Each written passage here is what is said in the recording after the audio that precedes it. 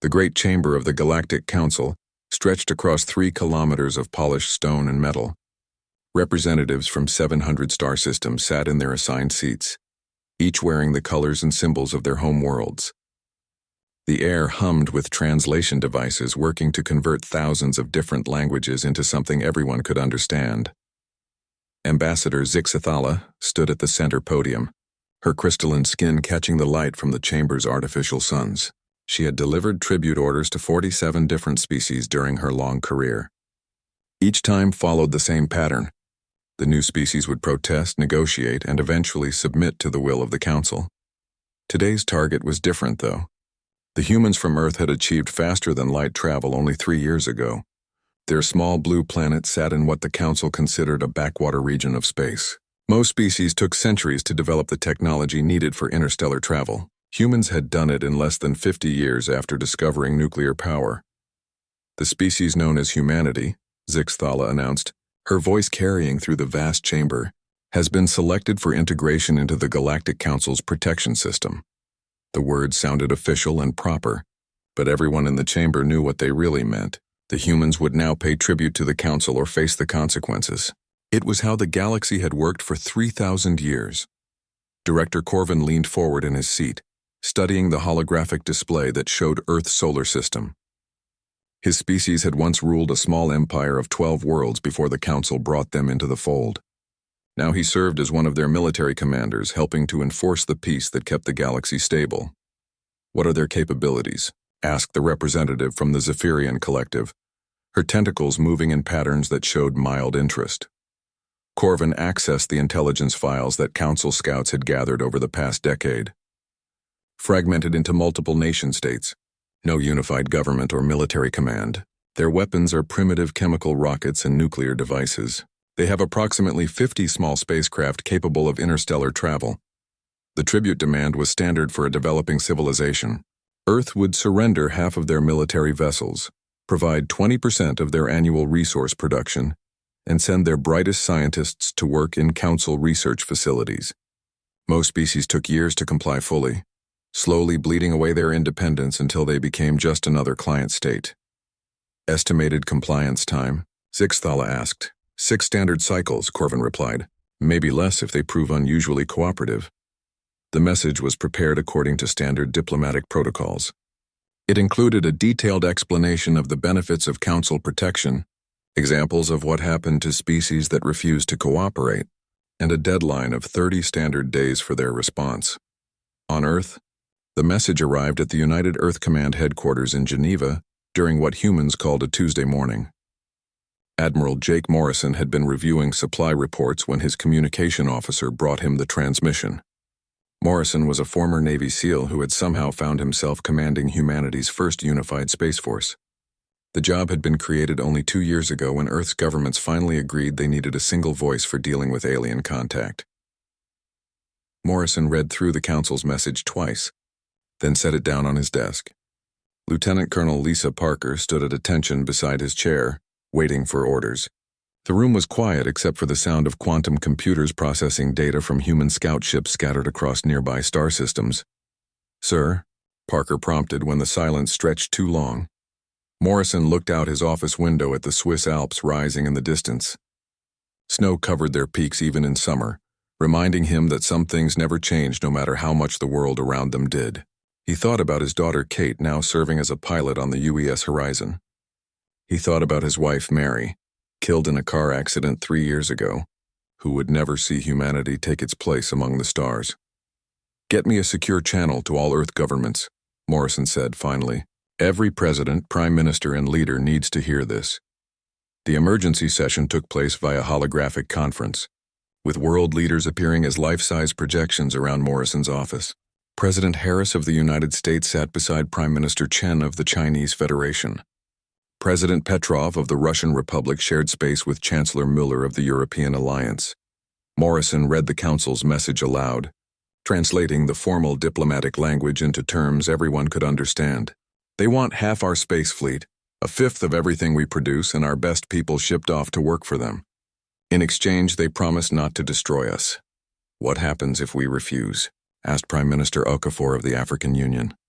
According to their message, they send an enforcement fleet to make us comply. The debate that followed lasted 6 hours. Some leaders argued for negotiation, others for partial compliance. A few suggested immediate surrender to avoid bloodshed. But as the discussion continued, a pattern emerged. Every human government had the same response when faced with the Council's demands. They were angry. President Harris spoke for many when she said, "My country was founded by people who fought a war, rather than pay unfair taxes to a distant government." I'm not about to start now. The vote was unanimous. Earth would reject the Council's tribute demand. Morrison spent the next day drafting humanity's official response. He considered long diplomatic explanations about human sovereignty and the rights of free peoples. He thought about quoting the great documents of human history, from the Magna Carta to the Universal Declaration of Human Rights. In the end, he deleted everything except one word. Parker was in the room when Morrison sealed the message for transmission. "Sir, are you sure about this? It seems rather brief." Morrison looked at the single word on his screen, then at the photos on his desk showing the crew of humanity's first successful faster-than-light test flight. Young men and women who had risked everything to push the boundaries of what was possible. "Lisa, sometimes the most important things can be said in very few words." He pressed the transmission button. The message that left Earth contained exactly what Admiral Morrison had written. One word that would change the balance of power in the galaxy. One word that would remind every species what they had forgotten during 3,000 years of Council rule. One word that meant everything to a species that had never learned how to kneel. No. The response from Earth arrived at the Galactic Council chambers exactly 47 hours after the tribute demand had been sent. Communications Officer Tekvar opened the transmission file with the routine boredom of someone who had processed thousands of similar messages over the past century. Most species sent lengthy documents filled with pleas for mercy, requests for extended deadlines, or desperate offers to negotiate better terms. The file from Earth was different. Tekvar stared at his screen for several seconds, certain there had been a transmission error. The entire contents of humanity's official response consisted of a single word in their dominant language. No. Tekvar ran the message through the translation matrix 3 times. Each scan produced the same result. The human word no meant denial, refusal, rejection. There was no ambiguity in the translation, no hidden meaning or cultural context that might soften its impact. "Ambassador Zixathala," Tekvar called across the communication center. "The human response has arrived." Zixathala glided over to examine the display, her crystalline features shifting color as she processed what she was seeing. "This is their complete message?" "Yes, Ambassador, one word. Scanned for embedded data, hidden files, or encoded information. Nothing else was transmitted." The news spread through the Council chambers like wildfire. Within minutes, representatives from dozens of species had gathered around the communication station, staring at the impossibly brief message that had just shattered 3,000 years of diplomatic precedent. Perhaps they misunderstood the consequences, suggested Representative Velquan of the Meridian Syndicate. His people had submitted to Council authority after only token resistance 2 centuries ago. Surely they realize what happens to species that refuse tribute demands. Director Corvin arrived at the communication center, pushing through the crowd of representatives. He had been reviewing military deployment schedules when word of the human response reached him. "Show me the message." The single word appeared on the main display screen, translated into 17 different languages for the benefit of the assembled representatives. In every language, the meaning remained the same: refusal, defiance, a challenge to the established order that had governed galactic civilization since before most of the assembled species had achieved spaceflight. When was the last time any species responded? "With outright refusal?" asked the Zephyrian representative, her tentacles writhing in what her species considered deep thought. The chamber fell silent as the implications sank in. Some of the older representatives remembered stories of the Great Andromedan Rebellion 8 centuries ago, but even they had initially attempted to negotiate before taking up arms against the Council. Chairman Veltar entered the communications center, his presence immediately commanding the attention of everyone present. At over 2,000 years old, he was one of the longest-serving members of the Council and had personally overseen the integration of more than 200 species into the galactic order. "Analysis," he demanded. his voice carrying the authority of millennia. Senior Analyst Kexamore stepped forward, datapad trembling in his clawed hands. "I have been reviewing our intelligence files on humanity, Chairman. The results are concerning." The analyst activated a holographic display showing Earth's history over the past several thousand years. Images flashed by showing human conflicts, wars, and resistance movements. Battle scenes from every continent and every era of their recorded civilization. Humans have been engaged in warfare for their entire documented existence, Kexmore continued. Unlike most species that fight primarily over resources or territory, humans demonstrate a disturbing tendency to fight over abstract concepts. Democracy, freedom, religious beliefs, national identity. More images appeared showing human soldiers in hopeless situations, outnumbered defenders holding fortified positions, resistance fighters operating behind enemy lines. Most troubling is their documented pattern of fighting harder when facing overwhelming odds. Our psychological models predict that threatened extinction should trigger submission responses. Humans appear to respond with increased aggression. Chairman Veltar studied the data with growing unease. Military assessment. Director Corvin pulled up the latest intelligence on human capabilities. 53 spacecraft capable of interstellar travel. Primitive weapons technology based on chemical explosives and kinetic projectiles. No energy shields or directed energy weapons. Total population of approximately 8 billion, concentrated on a single world. Estimated casualties for a standard enforcement action. Negligible council losses. Complete human extinction within 72 hours of fleet arrival. The chamber erupted in discussion as representatives debated the appropriate response. Some argued for immediate military action to make an example of human defiance. Others suggested giving the humans additional time to reconsider their position. But deep in the Council's intelligence archives, analyst Kexmore was making discoveries that would have chilled the debate if the representatives had known about them. The more he studied human history, the more disturbing patterns emerged. Humans had a documented tendency to unite against external threats regardless of their previous conflicts with each other. They showed remarkable adaptability in warfare, often turning their enemies' advantages against them. Most concerning of all, they seemed to inspire similar resistance in other species they encountered. The analyst pulled up classified reports from Council surveillance operations on human colonies. In every system where humans had established settlements, local alien populations showed increased signs of independence and resistance to Council authority. It was as if the human concept of freedom was somehow contagious. "Chairman," Kexmore called across the chamber, "I believe we have a serious problem." But Chairman Veltar was already making his decision.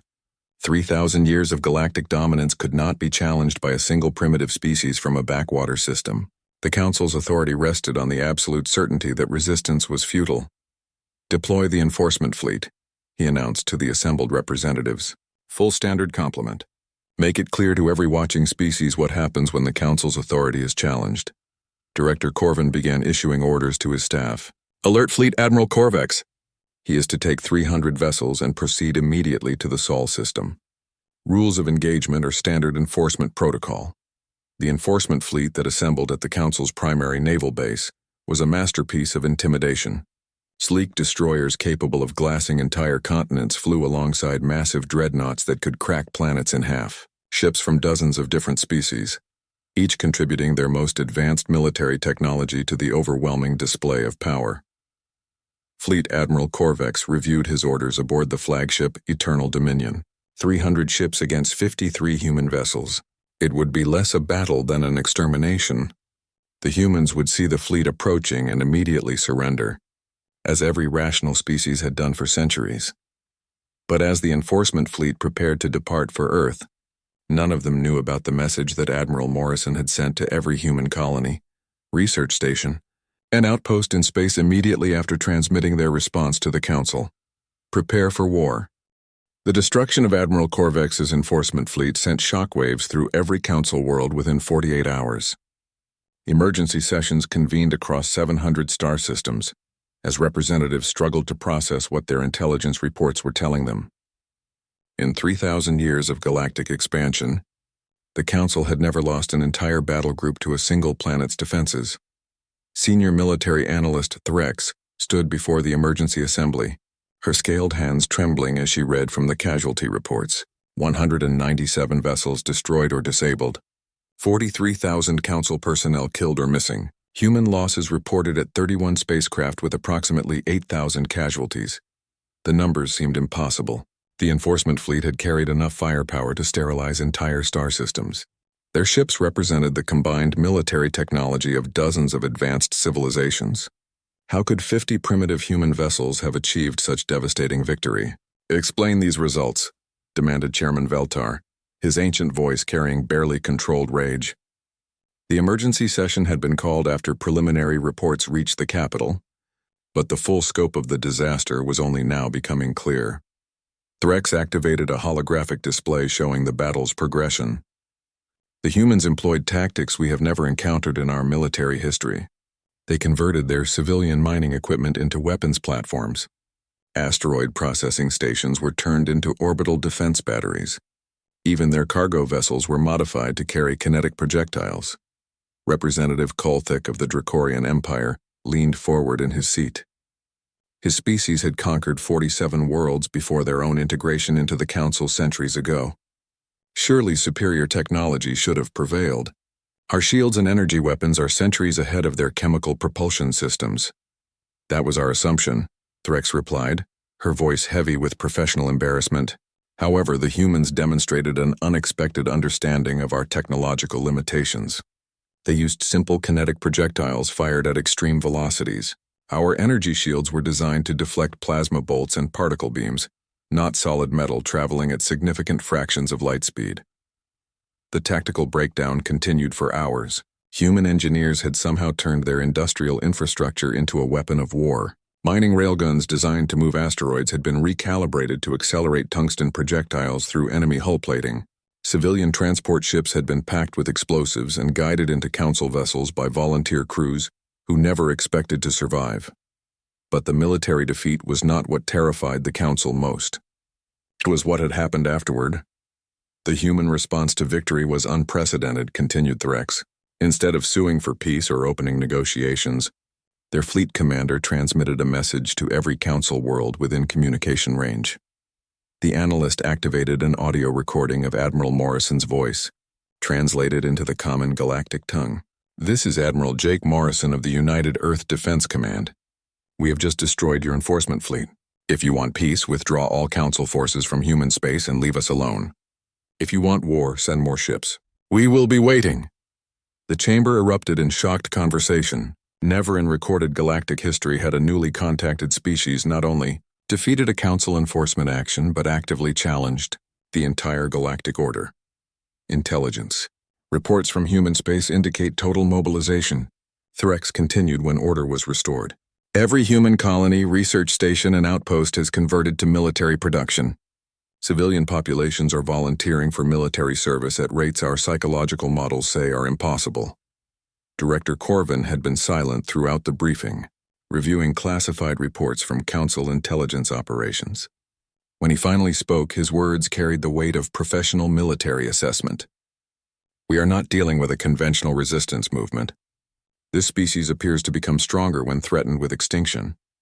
More intelligence data flowed across the holographic displays. Intercepted human communications showed patterns that made seasoned xenopsychologists question their understanding of civilized behavior.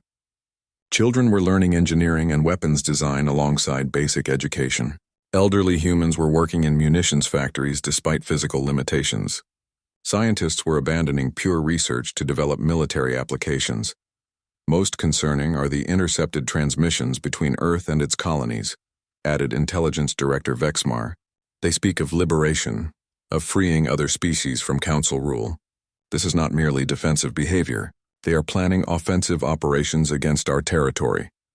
The implications hit the assembled representatives like a physical blow. For 3 millennia, the Council's power had rested on a simple truth.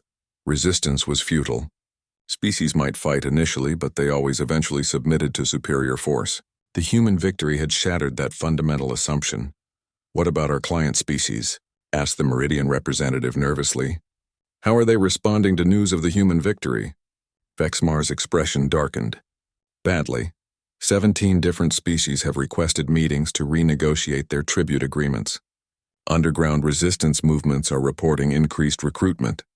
Most troubling, several client governments are secretly attempting to establish communication with the humans. Chairman Veltar absorbed the reports in grim silence. The galaxy he had helped rule for 2,000 years was beginning to fracture. The carefully maintained balance of power that kept 700 species in line was crumbling because one small planet had remembered what most civilizations had forgotten: the ability to say no. Military options? He asked Director Corvin. We can deploy the core fleets, 5,000 ships including our most advanced dreadnoughts. Glass the entire Sol system and make an example that will end any thoughts of resistance. Casualties? Negligible for our forces. Complete human extinction guaranteed. But other voices in the chamber urged caution. The Andromedan delegate, whose own species had nearly been destroyed for defying the Council centuries ago, spoke words that sent chills through the assembly. What if they win again? The question hung in the air like a physical presence. If 5,000 Council ships could be defeated by human ingenuity and determination, what would that mean for galactic civilization? How many other species would remember their own capacity for resistance? There is another consideration, added senior analyst Kexmore, who had been studying human behavioral patterns since their first contact. Our intelligence suggests that humans inspire similar resistance in other species they encounter. Their concept of individual freedom appears to be somehow contagious. Reports from the outer territories supported this disturbing theory. In every system where humans had established contact, local populations showed increased signs of independence and defiance toward Council authority. The human idea that free beings should not kneel to anyone was spreading like a virus through the carefully controlled galactic order. Chairman Veltar looked around the chamber at representatives, whose species had forgotten what freedom meant. For 3,000 years, the Council had maintained peace through strength, order through submission. Now a single species threatened to remind the galaxy what they had all lost. The decision would reshape galactic civilization forever. 6 months after humanity's first no, the galaxy looked completely different than it had for 3,000 years. The Council's second enforcement fleet, 5 times larger than the first, had suffered the same devastating fate as its predecessor. But this time, human ships had not stopped at defending their home system. Admiral Morrison's fleet had pursued the surviving Council vessels back to their staging areas. Liberating 3 entire star systems in the process, the liberated species had not returned to their former independence. Instead, they had done something that shocked even the humans who had freed them. They asked to join what the galaxy was now calling the Human Alliance for Galactic Freedom. Admiral Morrison stood on the bridge of the UES Liberty, watching as ships from 17 different species moved in formation around his flagship. The vessel had been built in the orbital shipyards above Earth using technology shared by their new alien allies. What had started as humanity's desperate fight for survival had become something much larger. Status report, Commander Wang, Morrison requested from his first officer. Commander Bill Wang had been assigned as humanity's first alien species liaison officer when the alliance began forming. His job involved coordinating military operations between species that had never worked together as equals before. Zephyrian Third Fleet reports successful liberation of the Proxima trade routes. Viridian resistance cells have destroyed 6 Council shipyards in the past week. Admiral Clark's task force has made contact with the Andromedan government in exile. The war had evolved far beyond simple military conquest. What the humans had started with their single word of defiance had become a genuine revolution that crossed species lines. Races that had submitted to Council rule centuries ago were remembering what their ancestors had fought to protect. Dr. Amy Roberts worked in her laboratory aboard the Liberty, leading teams of scientists from dozens of worlds. The physicist who had once weaponized human mining equipment now oversaw the integration of alien technologies with human engineering principles. The results were revolutionary.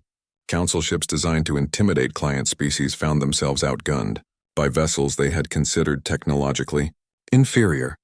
The new plasma cannons are ready for field testing, she reported to Morrison during his daily briefing. The Dracorian engineers helped us solve the power coupling problems.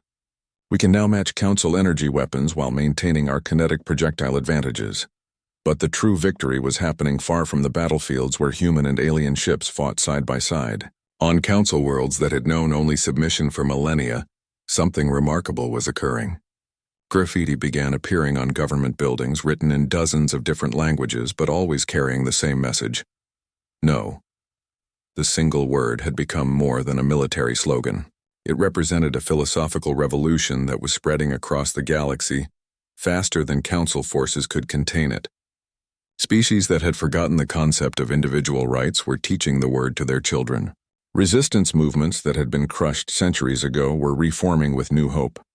On the council capital world of Centralis Prime, Chairman Veltar faced the complete collapse of the system he had helped build.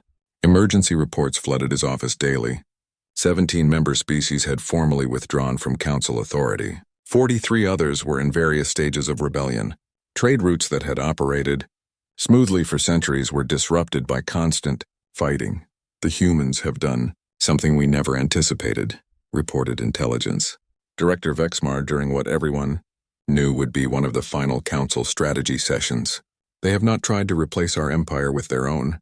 Instead, they are dismantling the entire concept of galactic government. The intelligence reports painted a picture that terrified the remaining council loyalists. Human fleets were not conquering territory for Earth's benefit. They were liberating systems and then helping local populations establish their own independent governments. The human alliance was growing not through conquest, but through voluntary association of free species. What do our psychological analyses predict? Asked Director Corvin, though he already suspected the answer. Total systemic collapse within 18 standard months, Vexmar replied. The human concept of individual freedom appears to be fundamentally incompatible with centralized galactic authority. Every species they contact begins questioning why they need permission from distant rulers to govern themselves. The final blow came when the Council's own military began to fracture. Captain Thelvar of the Council Defense Corps was the first high-ranking officer to publicly defect to the Human Alliance. His message was broadcast on every communication frequency in Council space.